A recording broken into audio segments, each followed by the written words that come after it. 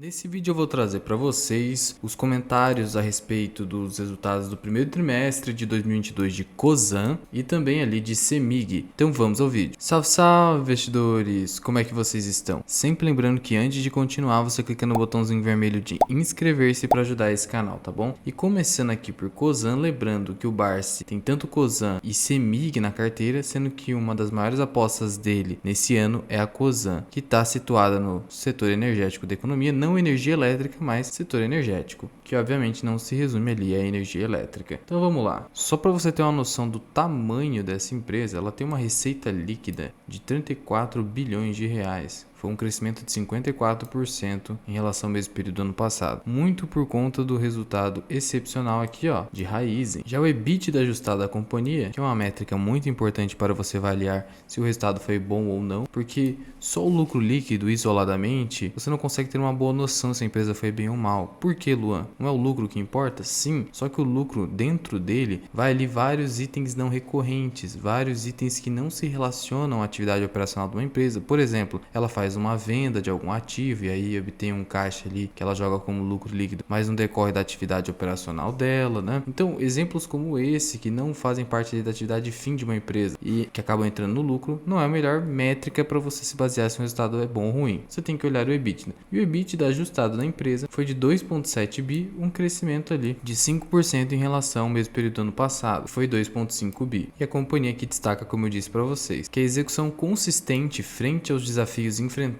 levou a Raízen a alcançar um EBITDA ajustado recorde de 10,7 bilhões de reais no ano safra. Então o resultado da Raízen foi muito forte e impactou positivamente a Cosan, que controla a Raízen. E aí você vai aqui para o lucro líquido, você vê menos 38%, você fica preocupado. Mas o EBITDA foi forte, então por que o lucro líquido foi baixo? De 510 milhões de reais. Isso ocorreu por conta do aumento nas despesas financeiras em todos os negócios da Cosan, em todos, seguindo o aumento da taxa de juros. Então aumentou ali a despesa financeira da empresa. Isso impactou na sua lucratividade. E essa queda de 38% em relação aos 827 milhões do ano passado, é que no ano passado a taxa de juros ainda estava baixa, ali no primeiro trimestre. De tal modo que a Cosan e os seus negócios não estavam ali sendo tão impactados ali nas despesas financeiras. Por outro lado, positivamente, a alavancagem da companhia reduziu para 2 vezes o EBITDA. Então a métrica dívida líquida sobre EBITDA decresceu, porque o EBITDA subiu muito nos últimos 12 meses, alavancado principalmente pela melhor performance da Raízen e da Compass. Além, obviamente, dos resultados não recorrentes, aí aqui fica fora do EBITDA, oriundos do IPO da Raízen, que levantou bastante dinheiro ali para a Cosan. Lembrando que o portfólio da Cosan é bem diversificado. Ela tem a Raízen, principalmente aqui a sua operação de açúcar. Ela tem a Compass, gás e energia. Ela tem a Moove, referência global em lubrificante. Ela tem a Rumo, é a maior operadora de logística ferroviária do país. Ela também tem a Cosan Investimento, onde ela faz ali novos investimentos. Você percebe aí, investir em Cosan, você está investindo em diversos setores aí, tanto de transporte ferroviário quanto de energias renováveis aí, energias limpas. A companhia também aumentou seus investimentos em 37 positivo, mesmo que o lucro tenha caído, a companhia ali, ó, no seu resultado consolidado, está com mais de 20 bilhões ali, caixas equivalentes a caixa, posição de caixa bem robusta, e aí a dívida líquida da companhia hoje fica na casa dos 21 bi, mostrando ali a qual tá 2 vezes o EBITDA, tá tranquilo. Para uma empresa que exige tantos investimentos como a Cosan, na verdade as operações da Cosan, ela é a holding.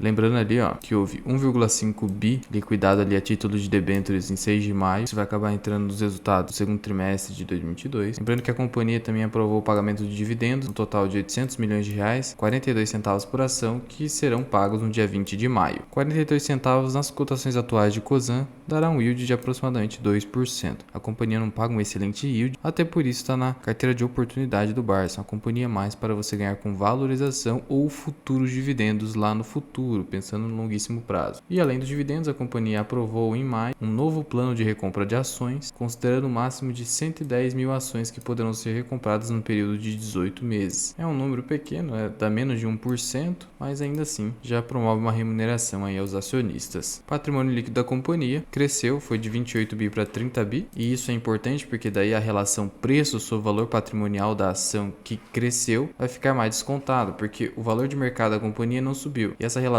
PVP 1,24 vai cair, já que a plataforma Status Invest não atualizou ainda esses resultados que saíram na sexta-feira, dia 13, de tal modo que vai aumentar o desconto em relação a esse indicador. Já o indicador preço sobre lucro, como o lucro caiu, vai acabar sendo aumentado, tá? Portanto, podemos classificar ali os resultados de Cosan como sólidos. O fato de o lucro ter decrescido decorre das despesas financeiras ali, que é algo que atingiu o mercado como um todo, então não é algo que você pode atribuir exclusivamente a Cosan. Então, no demais, ela conseguiu entregar resultado e está entregando valor aos acionistas. Não estou fazendo recomendação, é uma ação que eu fico de olho apenas no momento. Prosseguindo aqui em relação à CEMIG, ela também publicou na sexta-feira os seus resultados do primeiro TRI de 2022. É uma ação que coloquei recentemente na carteira. Estou com 519 ações, comprei 400, mas recebi ali 119 em bonificação. A companhia ali detém um preço teto de 14,40. Hoje, em razão do desconto que gerou em razão das bonificações, está com 10,57 a cotação dela. Então ela tem uma diferença de R$ 3,83 para comprar segundo o critério do Bazin de 6%. Em relação aos resultados, tanto no quarto trimestre de 2021 e agora no primeiro TRI de 2021, ela apresentou aumento no seu EBITDA. Houve um aumento ali de 26,7% na CEMIG geração e transmissão, e no geral o EBITDA de todas as operações da companhia acabou subindo ali. O lucro líquido alcançou 1,6 bilhão e o lucro líquido ajustado ali, já com os descontos finais, foi de 1,2 bi, um acréscimo de 49,4% em relação ao mesmo período do ano passado. Então ele está aqui dividido da seguinte forma: você tem aqui esse verdinho é a distribuição, é a maior parte do EBITDA, 34%, depois vem a geração, 28%, tem aqui em amarelinho a comercialização e tem a transmissão aqui em 10%.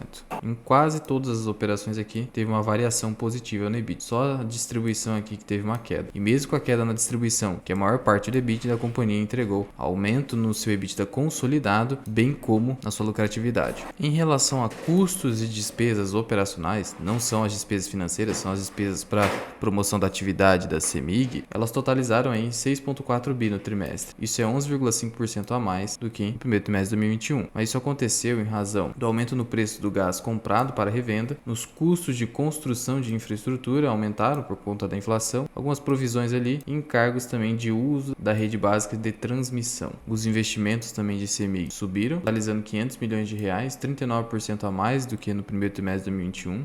A maior parte dos investimentos, obviamente, em distribuição, afinal, a maior parcela de mercado aqui da CEMIG. Em relação ao endividamento, houve uma queda no endividamento bruto, embora tenha havido ali queda na disponibilidade de caixa, e a dívida líquida da companhia caiu 14%. Então, endividamento caindo, lucratividade subindo, mesmo com as dificuldades ali no setor de distribuição, que gerou queda no EBITDA, um ótimo resultado aí, na minha opinião, apresentado por CEMIG. Em relação à composição da dívida da empresa, a maior parte está em dólar, até por isso que não cresceu tanto o endividamento dela, na verdade teve decréscimo, mas ela não nos prejudicou tanto porque o dólar caiu no período, mas grande parte aqui, 37% é IPCA, então meio que compensou aqui a queda do dólar, e mesmo assim a companhia manteve um bom endividamento. E olha só que interessante, em relação às despesas financeiras, a empresa teve um decréscimo de mais de 30% em relação ao primeiro trimestre de 2021, o que é muito positivo. E aí o resultado consolidado, temos o seguinte, olha, houve queda na receita líquida em relação ao quarto trimestre de 2021, mais um leve aumento em relação ao primeiro trimestre de 2021, resultado operacional subiu em relação ao primeiro trimestre de 2021, mas caiu em relação ao quarto trimestre de 2021, EBITDA já mostrando para vocês que o EBITDA ajustado subiu quase 16% e lucro líquido subiu 50% em relação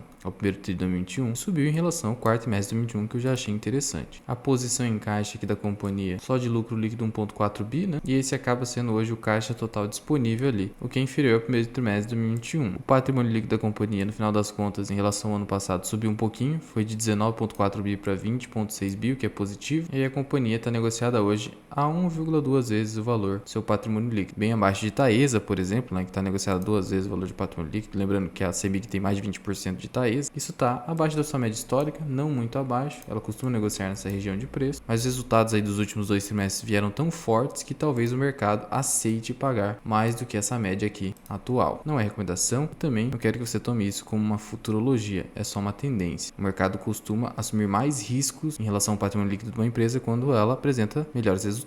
E por isso sigo com a minha posição em CEMIG, sigo de olho, talvez eu aumente posição, mas hoje o mercado está com diversas pechinchas, diversas oportunidades e fica até difícil, né, manter uma carteira concentrada. Eu não sei qual a sua opinião, deixa aqui nos comentários. E já comenta aí se você tem CEMIG, o que você achou dos resultados de CEMIG e também de Cosan. Muito obrigado por ter ficado comigo até aqui. Eu sou o Luan, esse aqui é o canal Mirai Investing. Até o próximo vídeo. Fui!